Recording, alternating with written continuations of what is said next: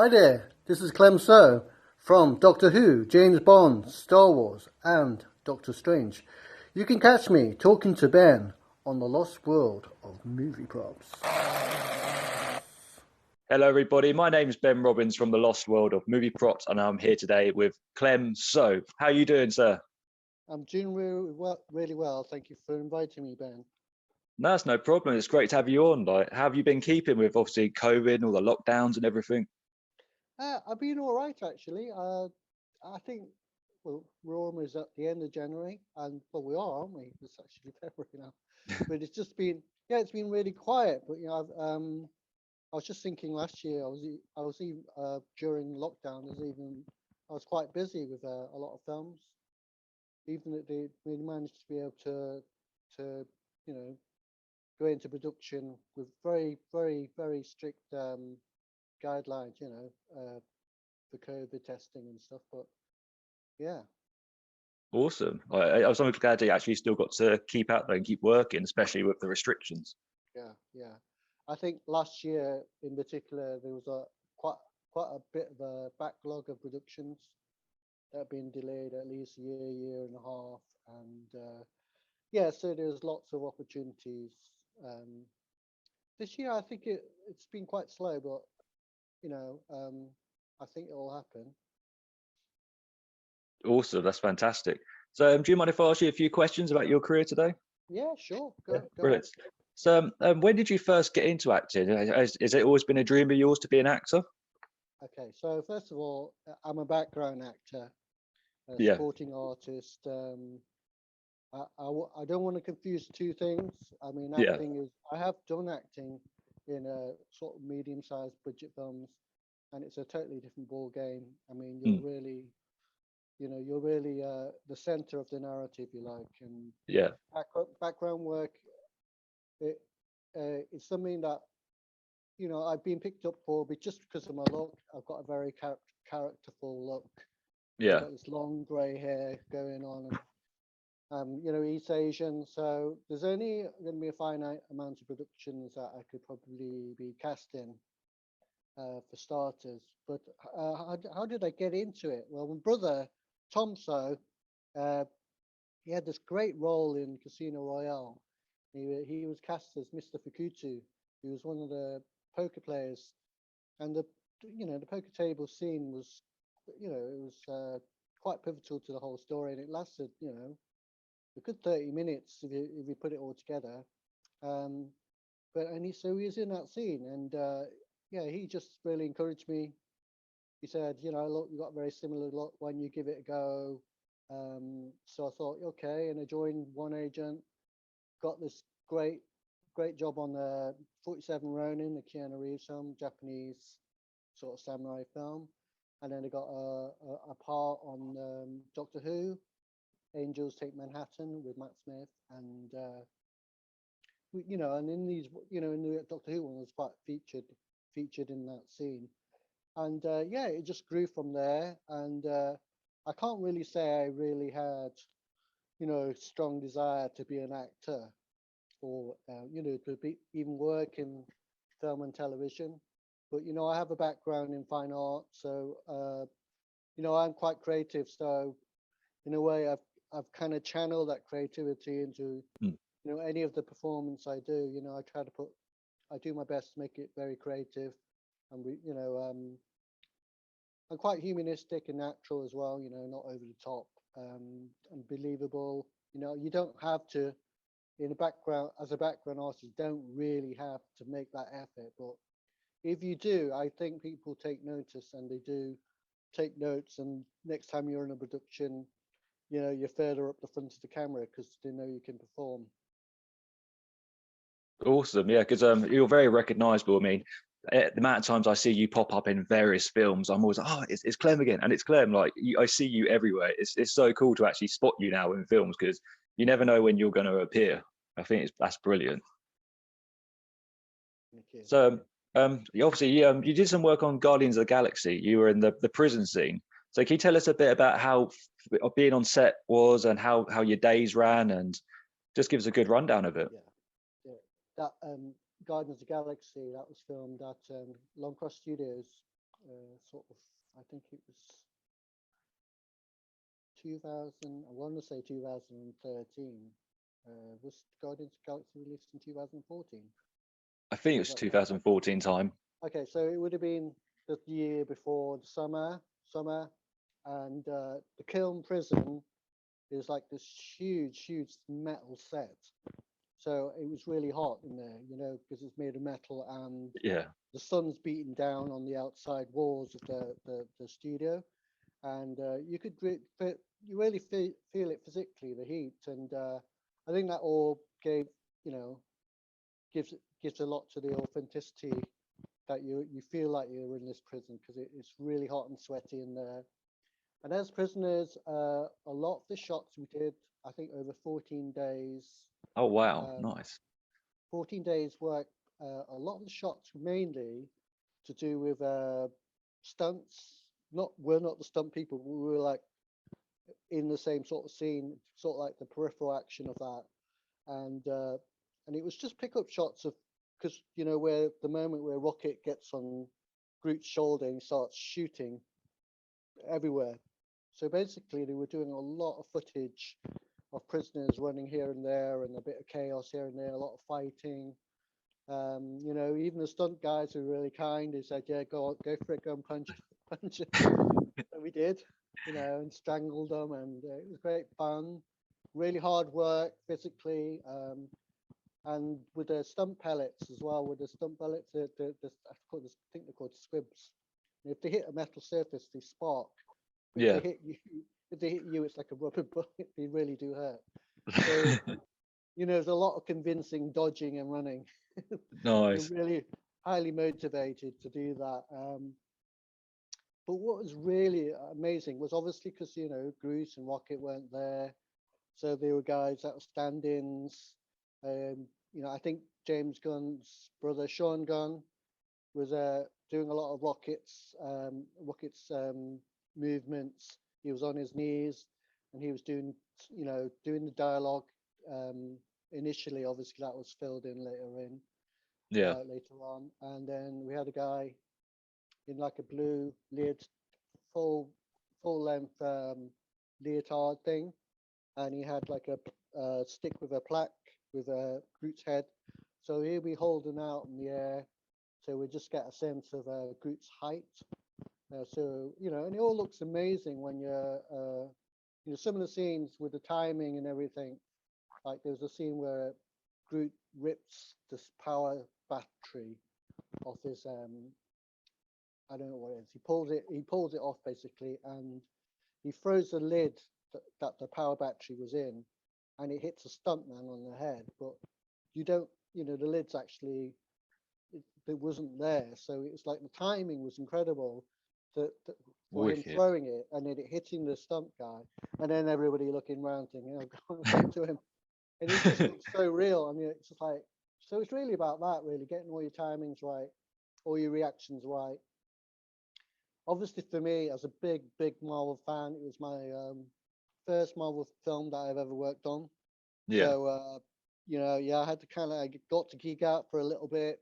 Um, I mean, the props there were amazing. I mean, one of the things that I remember was that because there's a lot of rumors going around that the Marvel character Ronan the Accuser would be in this movie.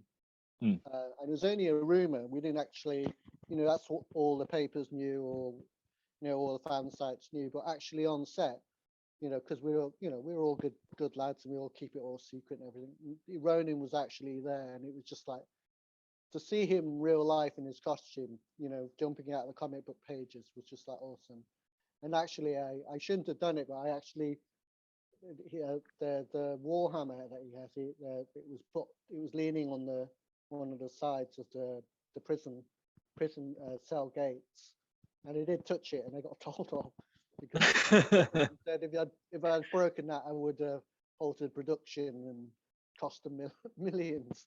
no So way.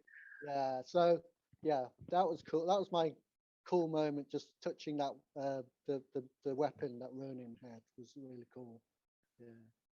that's so cool. You get so close to the props and stuff they use on Yeah, set. That's amazing. I love that. yeah, Because you also worked on Doctor Strange as well. That's another Marvel film, and you had yeah, some really good scenes in that. Like, yeah.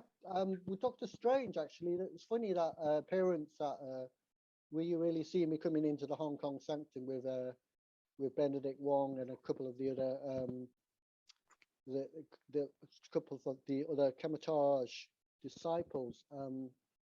Yeah, that was just pure luck because actually originally I was supposed to be in the scene where they're in the temple where they're practicing kata moves in the square where he's trying to learn how to do the opening portal thing.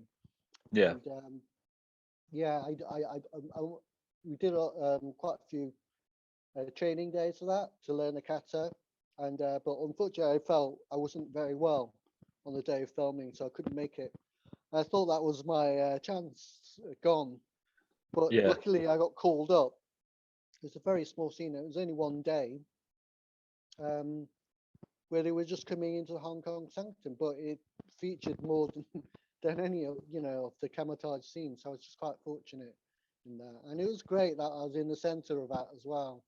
Um, and the kind of weapons we had it was hilarious because I obviously probably wasn't set up for that scene, but when we kind of barged into the Hong Kong sanctum and so the Kamatage on the coming in on the left, there was a rack of spears and swords, and on the right there were just like ornaments, and but they wanted us to look like we were getting ready for battle and said just grab a weapon. So all the guys on the left were like grabbing spears and swords. All the people on the right were well, what were we grabbing actually? Just grab anything off the wall, So people were just grabbing all sorts of little ornaments that just didn't look like weapons.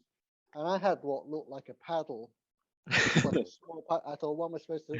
Well, I've got to make this look like it's a weapon, or really look like I have a weapon. And I felt like it. Benedict Wong gave us a really good the rallying cry speech. He was really encouraging us, saying this could be your last battle. You could die. He said, I want you to be like really coming in as if you've got that energy. So yeah, it was really cool to come in there, and it didn't matter. It was a paddle. I was really well prepared to whack somebody with the paddle if I had to. No, but and also you had to imagine it could be imbued with magic, yeah, because of sorcerers as well. Um, and yeah, no, I had the geek moment in there was Benedict Wong had the Watu, I think it's called Watu, which I think in the comic books is it's a very powerful weapon, but in this it's just like a throwaway Easter egg thing that he has this wand with the two heads, and he's just like playfully saying that giving his talk and flipping the weapon in his hand. But yeah, no, that was really cool. They had some really great Easter eggs in that moment. yeah. Because I mean, Doctor Strange, I absolutely love that film. I mean, it's had such a great story to it, and the special effects and all the green screens and just everything. So much went into that film. It was brilliant. Well, the costumes were just amazing. I mean, I was just stunned by the quality and detail of the material they used for all our costumes had like really fine stitching, intricate patterns. A lot of it you wouldn't really kind of register on camera.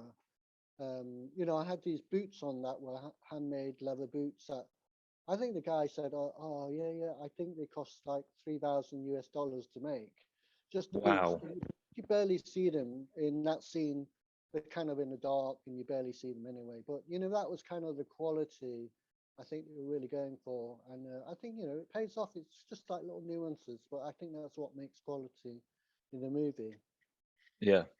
Because you're lucky because you've worked in obviously the Marvel world, but you've also worked in the DC world because you're in Justice League as well. So what's it Yeah, like? yeah. What's it like being able to work the two worlds?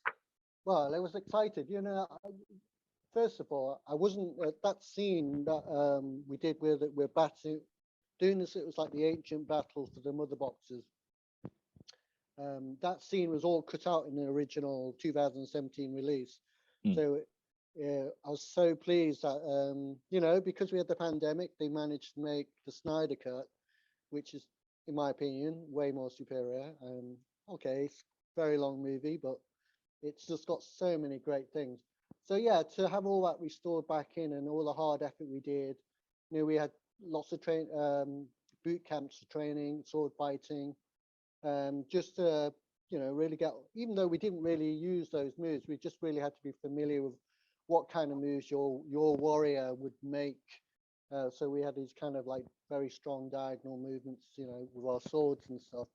And with, I had bows as well. We had a bow and arrow, which you probably didn't see, but it was what I was wearing it across my chest. Yeah, so to see all that come back and the difference was that actually for the scene in the Justice League, we worked on an all green screen set. Yeah. There was nothing there at all. And there were scenes where Zeus and Ares, who were like 10-foot gods, were like walking among us. And so on the first take, it was like, they like cut, and then I got the finger pointed at me saying, there was a guy, a 10-foot guy walking past you. Do you know that? I want to see your reaction. And it's like, it's green screen. There's nothing there. So yeah, so it's great to kind of see all that materialize and what they were actually imagining. Yeah, and where you're looking where the spaceships are coming from and stuff. But yeah, I mean, it's great to work on. I'd love to work on more DC films, but yeah, I obviously I'm a huge Marvel fan, but yeah, it was a great honor to work on Justice League. I don't have I wouldn't say that it's not a preference thing really. It's just really fun to work on, projects where you feel like you can, the otherworldly, if you like, where you can Yeah. come out of yourself.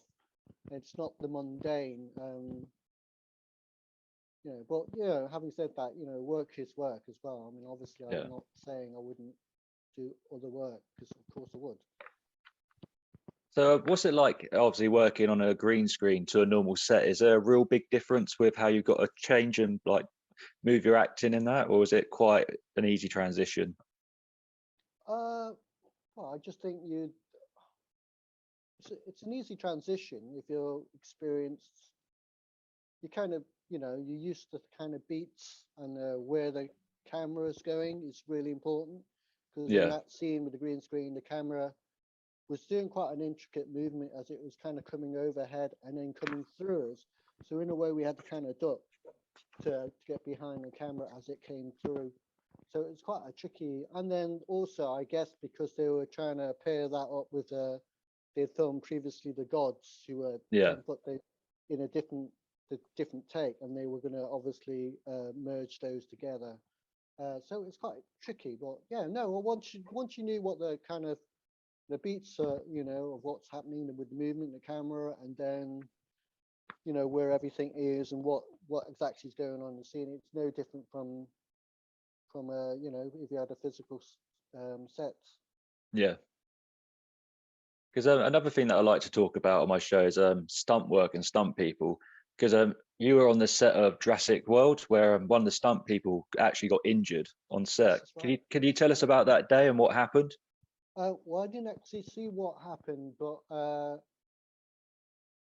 basically in the scene, which was the auction room scene, we're bidding on the dinosaurs on the Indoraptor in the cage and stuff, and then what happens is this very small dinosaur called a Sticky Mullet comes out of the elevator with Yeah. Chris Pratt, and then there's all this chaos, and this is where the stuntmen.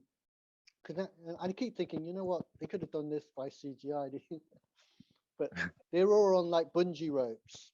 So as the Sticky Mullet is like headbutting people are like flying.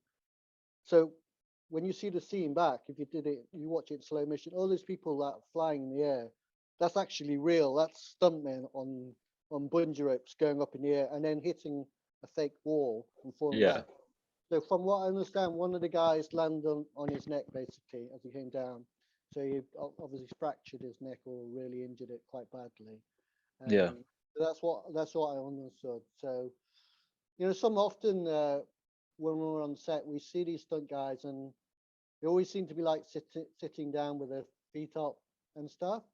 A lot of the time. But then when they're called for and they do their job, and then you hear things like that and what they do, and then you think that's what they're being paid for. That's why Yeah. that's why they're getting paid a lot of money. Because yeah, it's life threatening. You could really seriously injure yourself. So yeah, of course, it's they're really important to movie making. Yeah. Because I mean, I work in the wrestling business. I'm a referee, so I see what the lads do in the ring, and it's people. It's so dangerous, but it's still so amazing to see. But yeah, I've got such appreciation for some people. Sure, yeah, no, they do some crazy stuff. Crazy stuff. It's insane. Have you ever thought about doing it yourself, doing any little stunts at No, all? no, no, not at my age. I'd probably break something quite.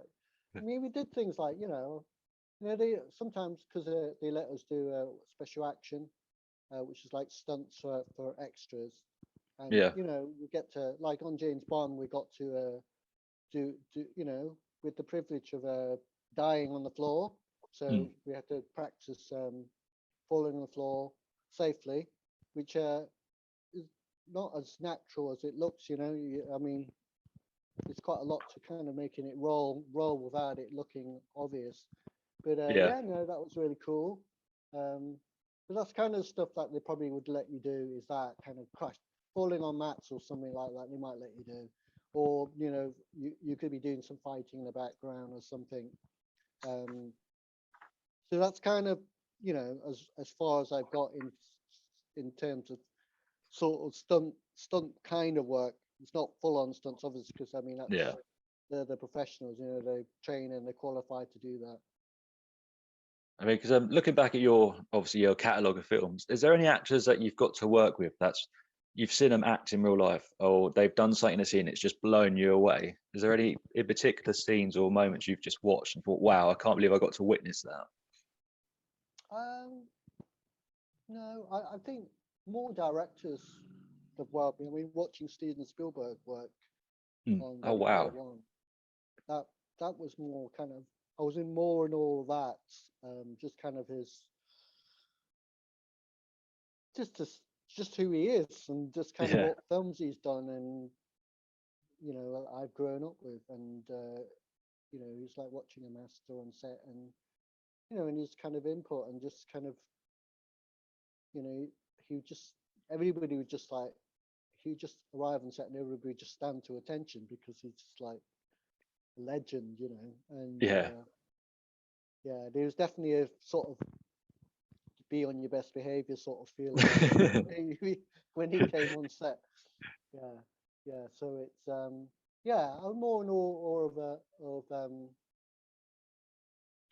director, I'd say. Yeah. But I have been in great scenes with really famous actors. I was trying to think of his name now. I've forgotten his name.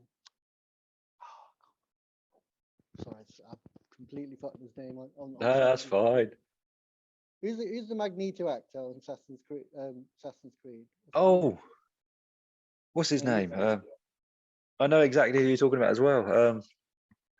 I can't even Google it because I'm on my phone. well, anyway, But I know exactly. him, I'll put a picture up in the video of him.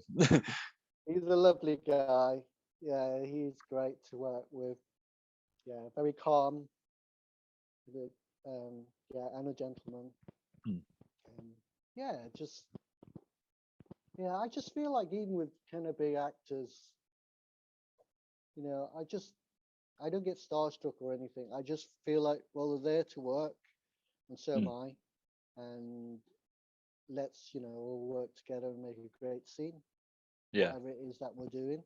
And I think they appreciate that as well. I don't think they necessarily want you staring at them all the time, and they're trying to got godzillion amount of lines in their heads or whatever motivations or whatever it is that they're doing.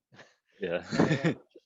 You just leave them to it. But yeah, I mean, Harrison Ford in Star Wars Force Awakens, that was quite geeky moment because just there was a moment I just did look him up and down because I thought he's in his Han Solo gear and he's Nice. got that, he's got that legendary pistol he has and his Mm. gun holster, and I just checking it out because that's what you do, and then you get back to work.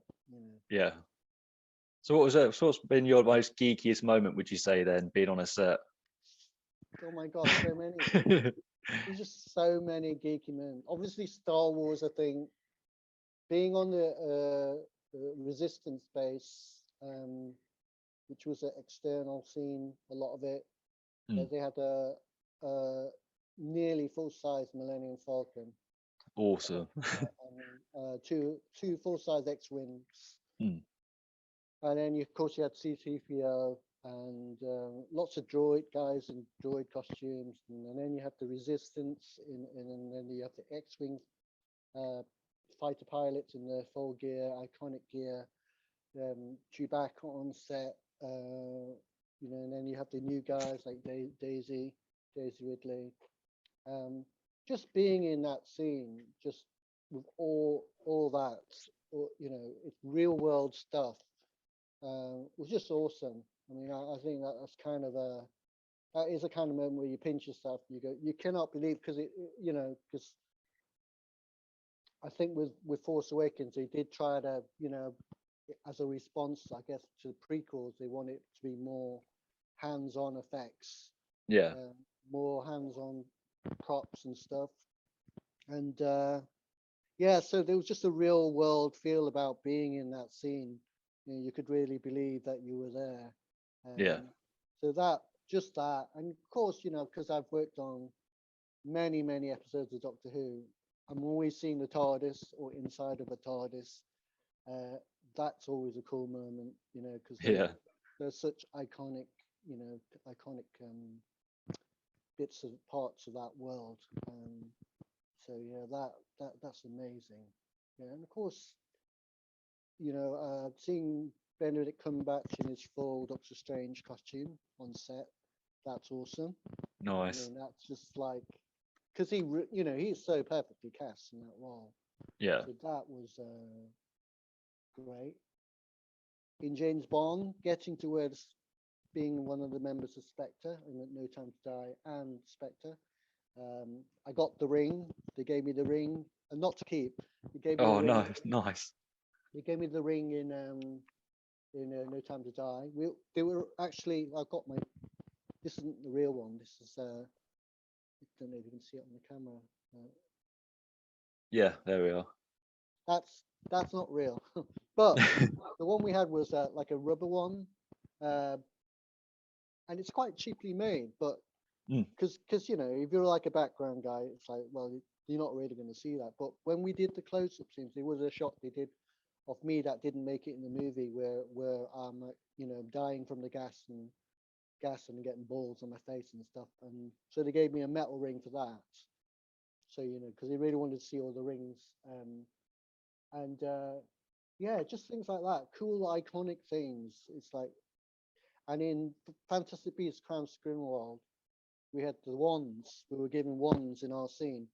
Again, it's like, it's like, I've got a wand. I've got a Harry Potter Yeah. wand. It's Nice. just like a really cheap object, but it's like it's the Harry Potter wand. In that universe, you get to hear, have a wand, and it's like, yeah, those are the unreal ones. It's kind of, they're the ones that you think, wow. No, it just all sounds so fantastic, like to do what you get to do and be around the sort of sets and everything. I mean, because you were in the Muppet movie as well. Yeah. And I love the Muppets. I mean, so what's it like being on a set of the Muppet movies? Obviously, with Jim Henson's whole crew and stuff. What was that like for you? Well, so we were playing Gulag prisoners. Actually, that's the second time we played a Gulag prisoner, because I'd played a Gulag prisoner in Black Widow as well. Mm. But in the Muppets again, is it called Muppets again? Yeah, we had to learn a full-on dance for the finale, Yeah. and we had to do quite a few training days to learn them the whole song and the whole dance routine. And then they, of course, for the close-up, they had a lot of professional dancers doing the close-up scenes, but we still had to look like we could do it in the background. But yeah, no, it was amazing to kind of, because I didn't know what the process was for Muppets. Yeah. But it seems to me it's the actor is there with his mic, but he's also the puppeteer as well. Mm. So yeah, dude, it's just like literally as you would imagine, the guy hiding behind a box with his gloved hand doing that sort of thing, and doing the voice at the same time. And it's just like, oh my god, just like couldn't believe it, You get to watch them do that, and Kermit and the evil Kermit, I think it was as well, were kind of in the scene, and Miss Piggy, and I can't remember who the other guys were, but there were quite a lot of them in that scene because it was the final scene. Yeah. But yeah, no, that was really cool. It's a great set. It was filmed in a military base in Oxford. Um, and the thing was that they had to make it look like it was snowing, so they put down a lot of fake snow. And then the ironic thing was it actually did snow. It was really funny. So it was quite cold, and again, very much like prison scenes. We did a bit of rioting, a lot of running, quite exhausting. Plus, we did the dance. Some of it you don't see, but yeah, no, it was great fun. Great fun to work on that one. Because it's different, you get to do something different. Yeah. Yeah.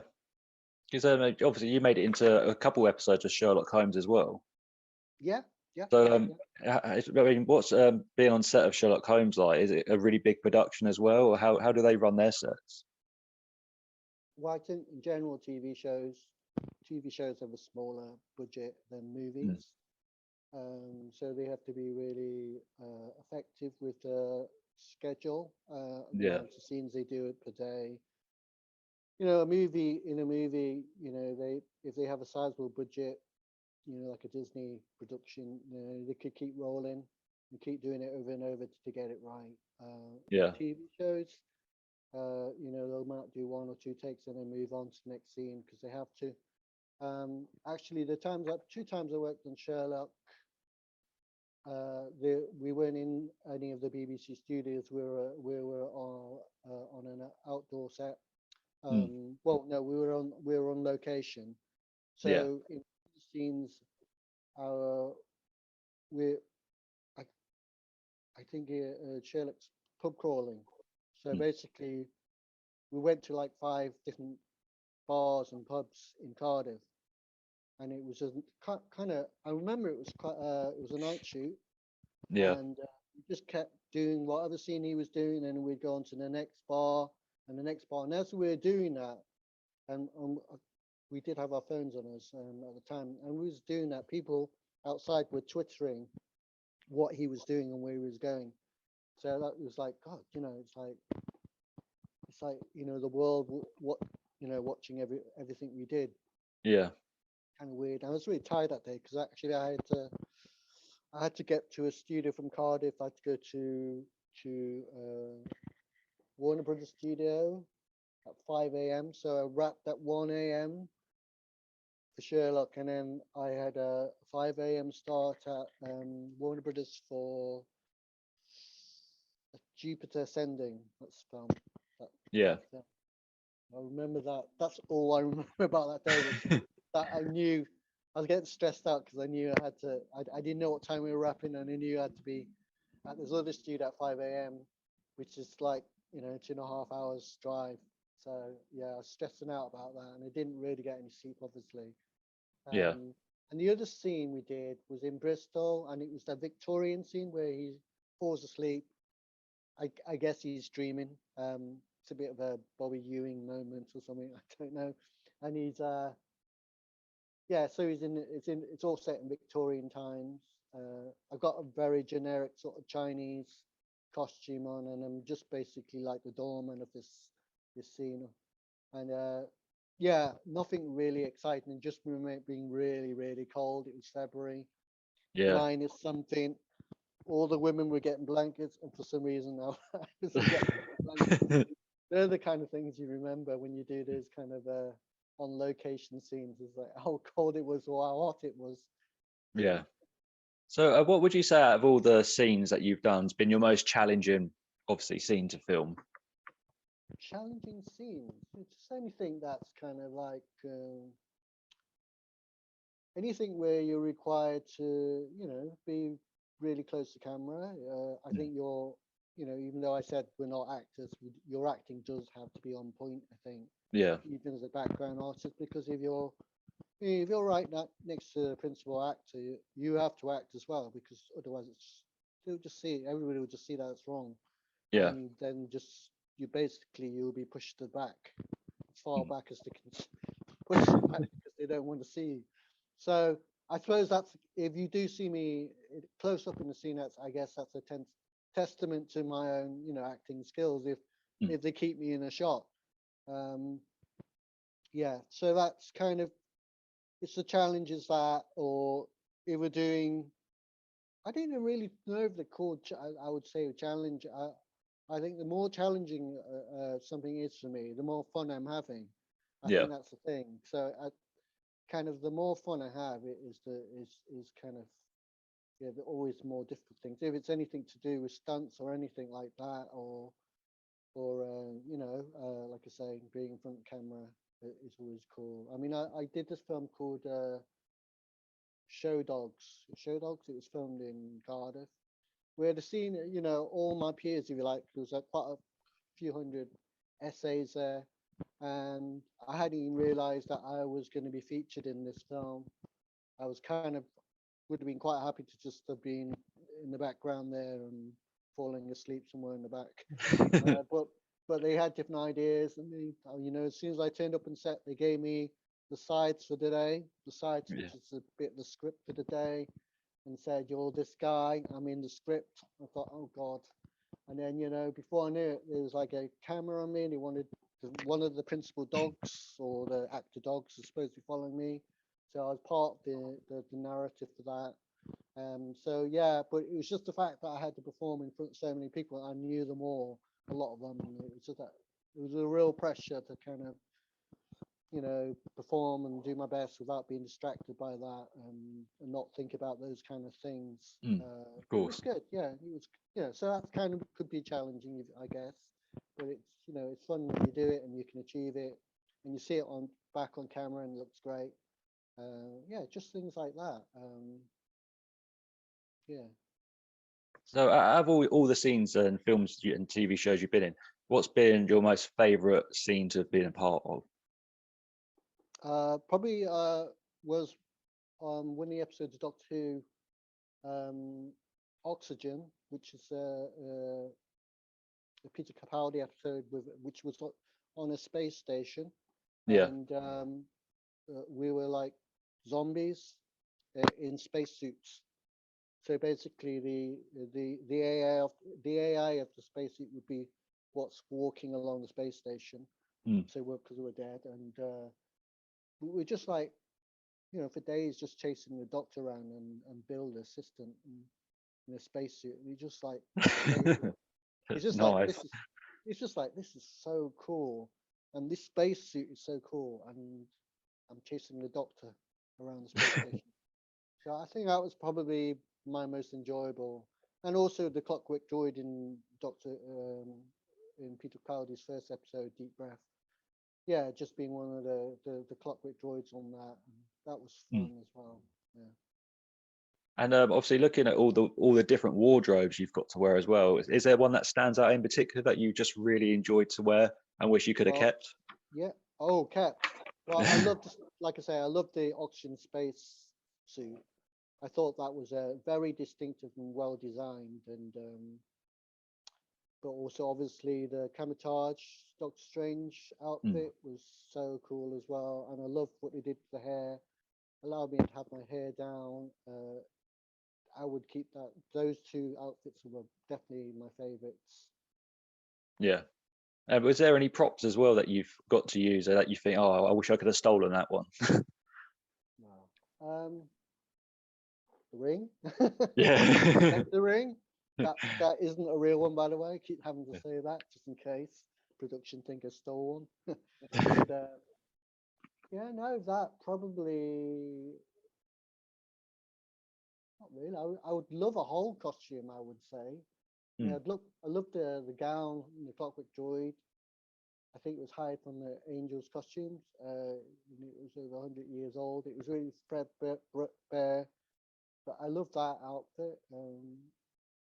Yeah, that and the Doctor Strange outfit's cool. Or the Resistance Hmm. outfit, when they look like kind of padded Russian jackets, winter jackets with a rebel logo on there. But it was cool. Yeah, if an ideal world, yeah, I would love to have so many props, but as a professional, Yeah. we have to give all these things back. And I think, they're quite, on a big production, they're very strict about taking notes about who's got what. Hmm. There's no way you could actually do it. I mean, even on Fantastic Beasts, when every day we wrapped, two or three of the ones would disappear, Yeah. and then basically they wouldn't let anybody go home until the ones reappeared. So magically they do. Somebody Yeah. drops, it just kind of dropped on the floor somewhere. Oh, look, there's one of the ones. There's another one. Now you can go home. So yeah. Yeah, they're very strict nowadays. I mean, I've heard some stories of from various actors that back in the day you could just walk home and take anything you wanted, but now I think because the money side, it's just that's worth so much now, especially to collectors. Sure. I surely feel like one of the main principal actors. I've read stories of, Benedict Cumberbatch said, I think he once said he had the eye of Agamotto, that he's got that. So that, they are allowed, as an actor, they're allowed to take something. Mm. Um, but, he's Doctor Strange, he can. Yeah.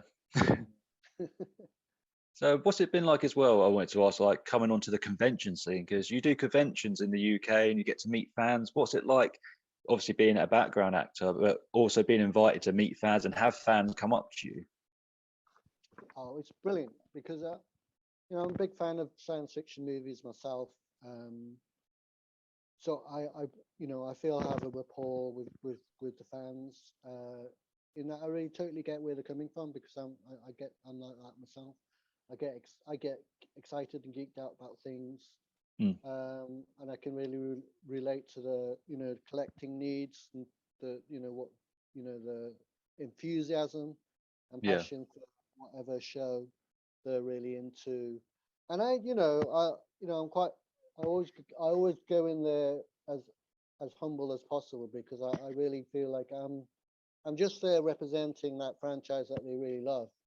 I'm like a live aspect of that, if you like. This kind of bridge or doorway that they can reach more into what the movie that they're really into, and maybe give something to them that they can feel that they can take away and take home, a memory or something. So I kind of fit right in with conventions, and I have been really well received at all the conventions I went to, not just in the UK, but now in America as well, and parts of Europe. It's just been really amazing, just to kind of just connect with those people who I feel like are my brethren. They are my brothers and sisters. They feel I'm just one of them, really. Yeah. But I just might be on the other side of the table. I still feel like I'm just one of them. That's wonderful to hear. Yeah, because I've seen you a few times at conventions, and yeah, and I mean, people just want to meet everyone nowadays. It doesn't matter what role you play in a film. I mean, to have someone come up to you and ask for your autograph must be, it's such a wonderful thing, I think. Yeah. Well, yeah. It's my privilege and honor to give that to them. As part of their experience, if you like. Yeah. Yeah. I feel it's even with Star, I think kind of Star Wars kind of started out off with kind of like Star Wars fans, like they want everybody's autograph. You could be the Yeah. clapperboard guy on episode 4, and they'd want that. Anybody in production side of things, they want costume, or any of those guys that part of the crew, the people who make the puppets and stuff, and of course all the background guys, all the stormtroopers, anybody involved in that movie. That, you know, it's like a huge thing for them to have just a Mm. little part of of that history of that whatever movie they're really into. So have you noticed a difference between fans from different like parts of the UK, like especially like from American fans to UK fans? Are they different when you meet them, or everyone kind of the same? Yeah, I think everybody is kind of the same. Yeah, no, I don't think there's a difference in just maybe a difference in the way kind of you know things are scheduled or organized at an event. You know, a different kind of way of doing things. Um, but I wouldn't say that. I think that, you know, passion is passion, isn't it? You Mm. know?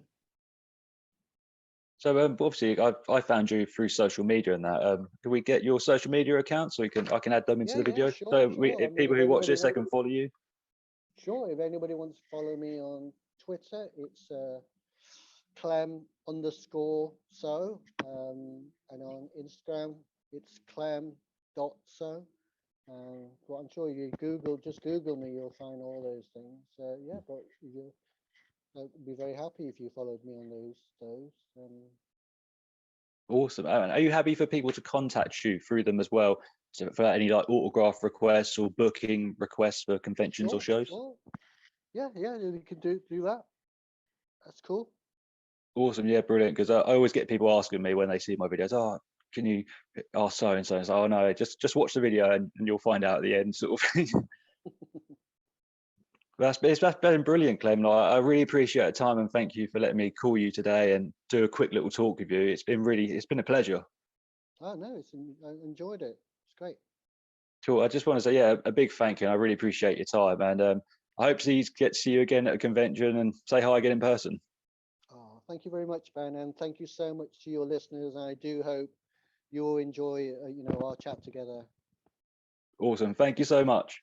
Cheers. Thanks.